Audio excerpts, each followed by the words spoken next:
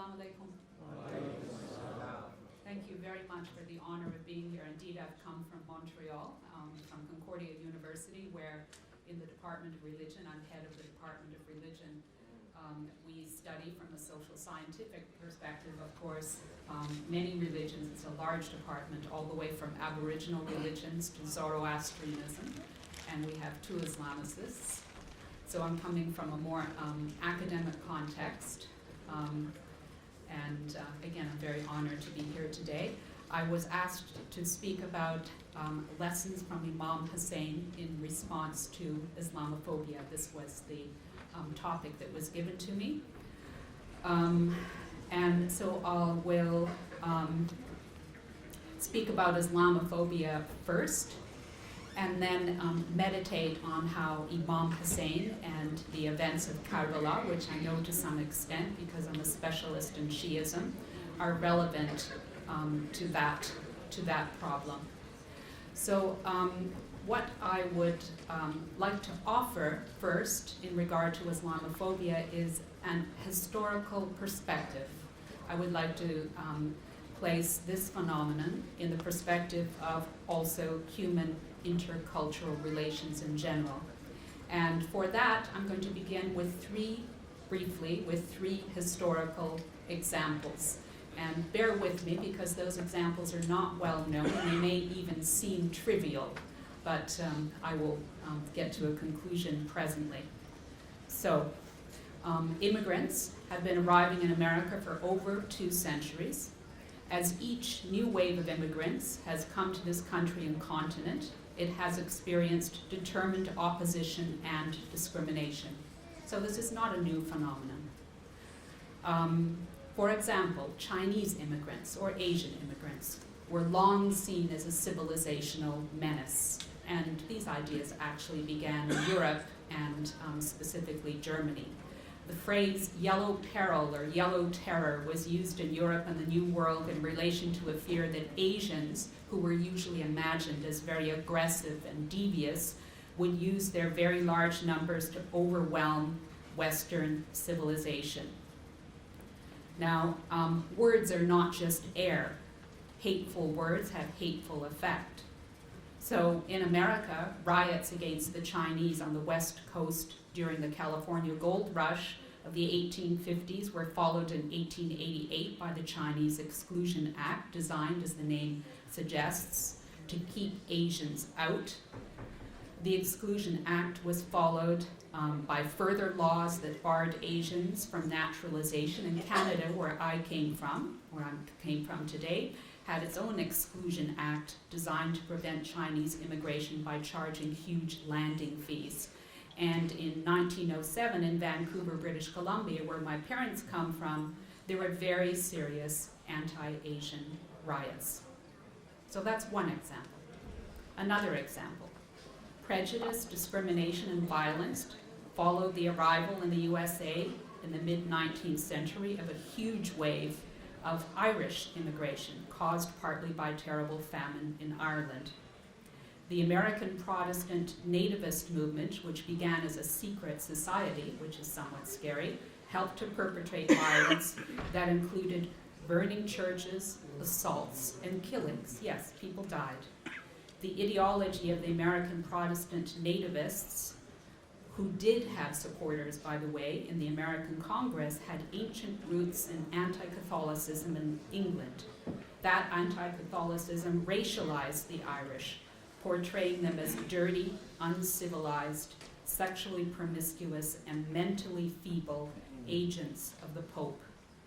American newspaper archives show that job advertisements sometimes specifically excluded Irish applicants, as well as, of course, other groups. So anti-Irish prejudice, which is not known today, I think, at least not in America, it's a historical phenomenon, was sometimes called, or is called when people study it today, hibernophobia. Third example. In the early 20th century, fear of the Bolshevik Revolution was used to discriminate against and exclude immigrants from Eastern Europe and Russia, whether they showed leftist tendencies or not. Raids and deportations took place, against a background of immigration quotas that overwhelmingly favored Northern Europeans such as English and Germans. And in my own country, Canada, that Northern European preference was in place right up through the first half of the 20th century. Why? Because Northern Europeans, and especially Protestants, were thought to be naturally peaceful, productive, and civilized, unlike those from Eastern and Southern Europe. And those immigration quotas actually in Canada, I'm not sure about America, also tried to exclude potential immigrants from the Ottoman Empire. All of those groups were classified as non-preferred. So those are my three historical examples.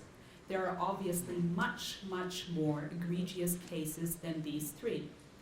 For instance, the case of African Americans and the Jewish people. And still other examples could be given. For instance, the 2012 murder of 6 in the Wisconsin Sikh temple shooting. Lately we hear of a plot by white supremacists to murder African Americans and Jews. The plot happily was diffused, but there have been other murders. I cannot refrain from mentioning the scurrilous and dangerous insults leveled by Donald Trump against Mexicans or Latinos. Scurrilous and dangerous. So we don't yet have enough historical perspective to judge the intensity and duration of Islamophobia in North America. It's definitely not of the degree of bigotry and oppression of African Americans. And of course, you have not started off in this country at the terrible, with the terrible disadvantages of African Americans. It's probably more durable, Islamophobia, than the three examples that I have cited.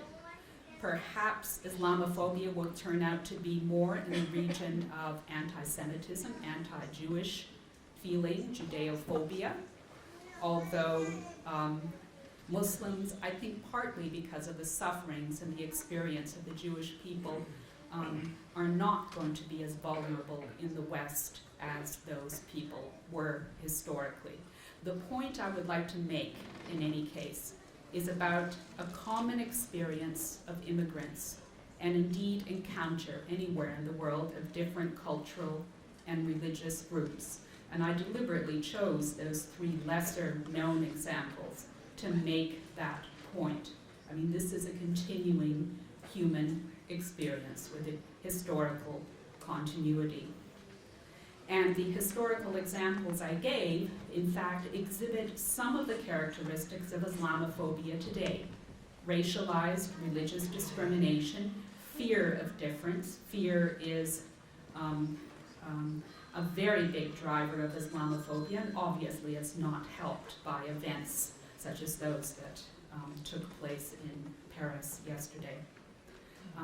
Ancient prejudices imported from abroad, security concerns, and support for prejudice in high government circles. So those are the characteristics, some of the characteristics of Islamophobia, but they are not new. They should be placed in historical perspective.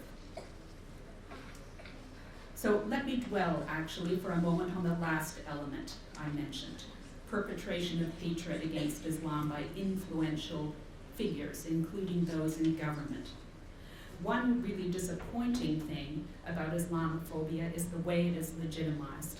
It is widely accepted that prejudice and hatred are wrong, but Islam is somehow the exception. Somehow it's okay for cultural figures and politicians and so forth to say things about Muslims and Islam that they would not say about other people, and these things sometimes get a very wide reception. But actually, this has often been the case with other kinds of prejudice in the past. It seems that every prejudice has at some time been respectable with prominent mainstream activists, and has existed and flourished alongside high ideals. So even that, as hurtful as it is not exactly new. To give one very striking example, We have the coexistence of slavery with the self-evident truth laid down in the Declaration of Independence that all men are created equal. I mean, that would be a very prominent example. Before I link this history to Imam Hussain, let me turn to the subject of Shiism and Islamophobia, because I've been asked by your organizers to address that subject in particular. Now, you can tell me later if I'm wrong, but my perception is that Shiites, as Shiites, are not particularly the target of Islamophobia. I did some research also before I came, and I don't see that there's a particular anti-Shiite feeling. The simple reason for this is that Shiites, is that the public and media are not really able to distinguish between Shiites and Sunnites. I mean, it's in the nature of prejudice that it sort of looks at a group of people as being all the same. So if someone has Islamophobic tendencies, they're not going to exactly go and do research and find out who Shiites are. There's no real clear idea in the media and other public discourse of Shiism that can be made into a target. So whatever is attributed to one group is vaguely attributed to the others. And you know that the events in Paris and other things will be attributed to you because you are Muslim, even though Shiites are the first victims of ISIS and similar movements. And in fact, it's the goal of the movements first to eliminate dissident or different groups internally, Shiites, that is. I think that media, some of the public, is aware of Shiite-Sunnite differences to an extent because they're aware that there is some conflict between the two groups in Iraq, for instance, or lately in Syria. But I think generally they tend to take that as a sign that, well, Muslims have been fighting for all kinds of years and they are the kind of people who hold ancient prejudices and so forth. So I don't think that that perception reaches a level where people can actually distinguish between the two groups. The division between the two groups actually makes Muslims less effective in countering Islamophobia. And speaking to Brother Zain last night when he got me from the airport, one of the things that we were speaking about is how do you reply as a Shiite to someone who, you know, is unhappy with Islam or makes Islamophobic remarks. And I think we both came to the conclusion that a way not to reply is to say, well, I'm a Shiite, I'm not with those people, and in fact, I'm the first victim even before Western tourists or anyone else, and then start citing the various massacres and so forth. I don't think it's effective, and I notice that this is not being done here today.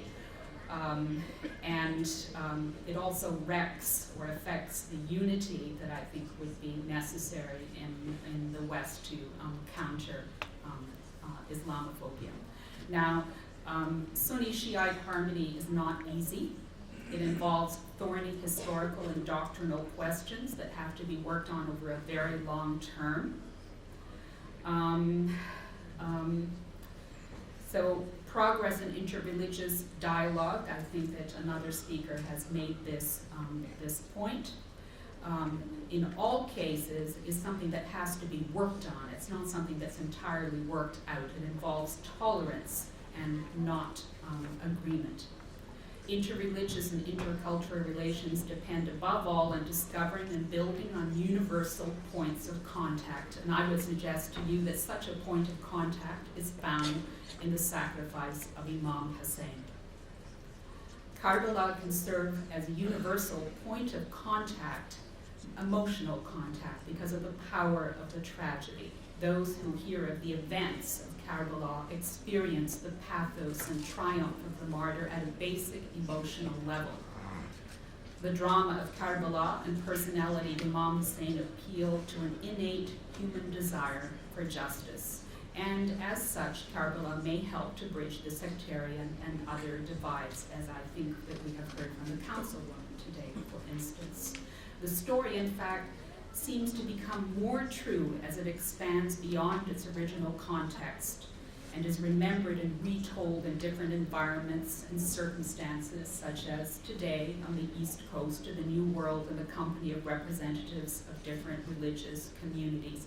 In a new context, the universal themes of faith, justice, and sacrifice come even more to the fore, unburdened by cultural particularities and responding to new cultures and issues. One of these issues is Islamophobia. The theme displayed in the events of Karbala of oppression and the struggle against it also teaches about the oppression of prejudice and discrimination. This is again a universal human theme and lesson, just as I've tried to illustrate oppression and discrimination as a universal human problem. And it's expressed in a saying that has now become widespread: every day is Karbala and every day is Asghar.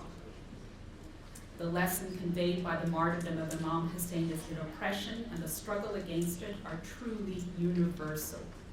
Since injustice and oppression are present in all times and places, people should join and work together to counter them. The tragedy of Karbala is a rich myth, and here by myth I don't mean something fanciful or non-historical, but rather a powerful story with universal resonance that can be interpreted to reveal different meanings and always yields new meaning. I will give you some examples, and these are personal interpretations. So the people of Kufa, the town in southern Iraq toward which Husain was traveling, who failed to come to Husain's aid, may be interpreted as representing people who stand by while others suffer injustice. That the Kufans sent letters to Husain pledging support but did not actually support him may be read as a parable about the consequences of giving lip service to principles but not following through with action. The Karbala myth has a cosmic dimension, which is very instructive. Statements attributed to Jafar as-Sadiq, the great-grandson of Husain and sixth Imam of the Shiites,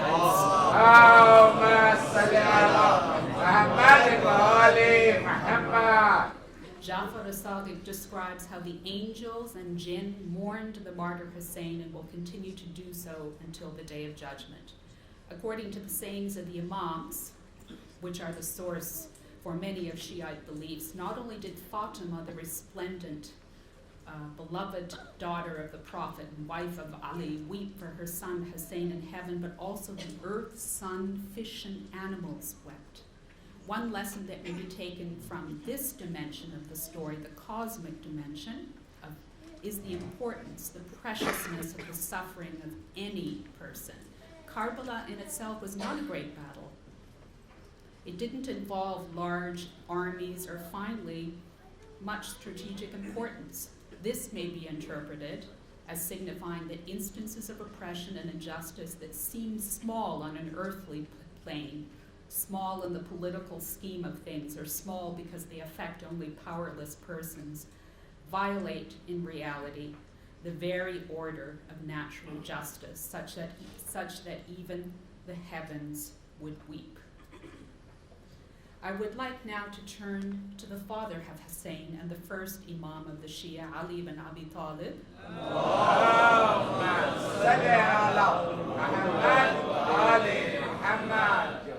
For another model replete with meaning and relevant, I think, to the subject of Islamophobia. Or in the more universal perspective, I'm trying to encourage today, relevant to the human condition of suffering from prejudice and oppression. First of all, let me explain, for the benefit of your non-Shiite guests, why I am mentioning Ali in a talk that concerns Husain, the son of Ali.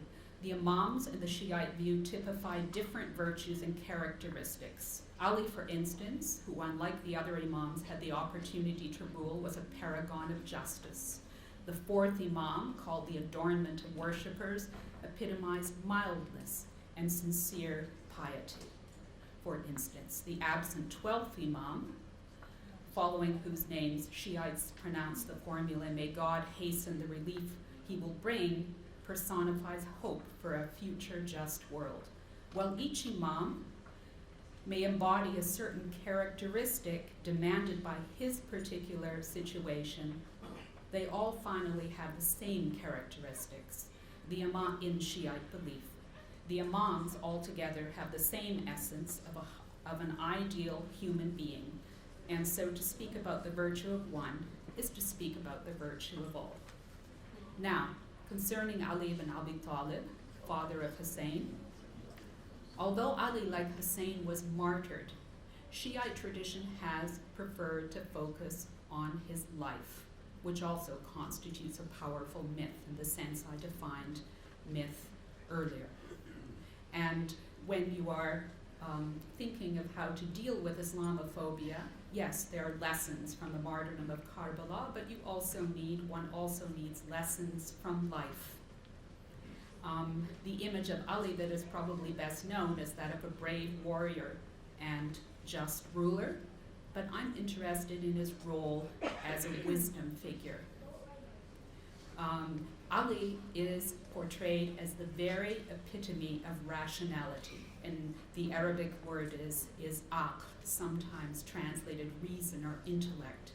And the quality of reason that was epitomized in Ali, and which is in fact considered to be part of the essence of all the Imams, has a central place in Shiite thought. It is important in relation to the subject of Islamophobia and intercultural relations to understand that reason, the Arabic word again is aql, in Shiism and indeed in classical Islamic tradition overall, is not simply a quality of the intellect or something like book learning. Someone could be a very skilled surgeon or a clever and successful businessman and still completely lack the quality of aql. Aql, reason, is rather the moral wisdom that completes and guides the intellect according to Shiite tradition, including crucially in one's relations with other human beings and social interactions. Many of Ali's sayings address such matters. In one of his wise dicta, Ali says, "A person's rationality shows in his dealings with others."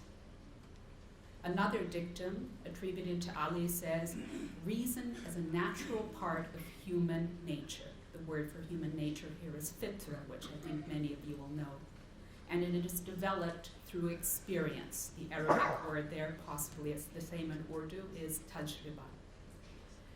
As in many of the wisdom sayings attributed to Ali ibn Abi Talib, this is an aphorism that has to be reflected on and interpreted.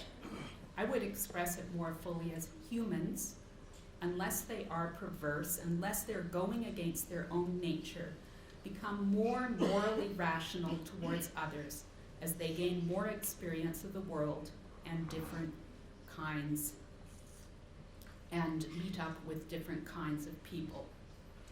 Ali ibn Abi Talib also says, in another one of his wise sayings, "Wisdom is a tree that sprouts in the heart and bears fruit on the tongue." In other words, true wisdom does not come from mere knowledge or book learning, but springs from moral understanding. And you will know if someone is truly rational by their wise and moderate words. This saying of Ali may be understood as a statement against hate speech. But the sayings of Ali concerning reason and wisdom, and there are many, are of course only secondarily a reproach to haters and others who fail to develop their reason or aql. The sayings are primarily positive exhortations to cultivate moral wisdom in human relations. Therefore, in relation to Islamophobia, they can be seen as advice to continue to seek good relations and understanding, always trying to counter ignorance with reason. In Shiite tradition, it's very important, and very important in the sayings of the Imams, as you know, that there is reason, aql, and there is ignorance, jahl. And each of them has armies. And human beings should be on the side of reason and constantly combat ignorance or jahl in all of its manifestations. And in fact, at the beginning of the collection of Kulaini, there is a whole book devoted to just that subject. So these are very important sayings of the Imams, and very interesting, very interestingly somewhat parallel to Greek thought. So I will now summarize my ideas in the 4 minutes and 28 seconds I have left. So history, I think, confirms that Islamophobia is just one instance of prejudice and hatred. Though there are certainly different degrees of hatred and oppression, not every people suffers the same thing. Intolerance is a universal human condition with some common characteristics, such as, for instance, routinization of hatred, as I think has happened to Islam lately. Since hatred, moreover, does not finally distinguish its targets, Sunnis and Shiites in the West suffer Islamophobia together. The two schools therefore do have a strong interest in good relations, both in order to show to the outside world that they themselves are not subject to irrational hatred, and in order to work together to counter Islamophobia. Disagreements will always remain between different religions and other groups. That's a natural human condition. The important thing is not to completely work out these differences, as some of the other speakers have said, but rather to find points of human contact. The events of Karbala can serve as such a point of contact, and I think we can see that very clearly in the events today. Karbala constitutes a powerful myth with universal themes that resonate at a basic level. There are certain myths, there are certain stories in different cultures that really have a capacity to carry their meaning cross-culturally. This is surely one. The story has given meaning to the Shiite communities who have remembered and elaborated it for over 1,000 years, and it continues to speak to modern times and circumstances. Finally, the concept of reason, or aql, which has been very important in Shiism in general, in Shiite law, theology, and modern thought, is a good practical resource for dealing with Islamophobia. Reason, in the sense of aql, in the sense of moral wisdom, which is considered to be a quality of all the Imams, perhaps particularly of Ali ibn Abi Talib, but also of the others, is epitomized in this figure.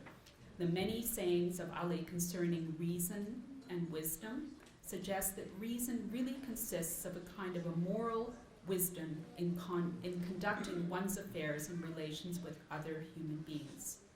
Cultivating that moral wisdom, that God-given aql, because the Imams say, and Shiite tradition says that this is innate in every human being, is the best answer to the forces of what the Imams describe as ignorance or jahl. Thank you very much.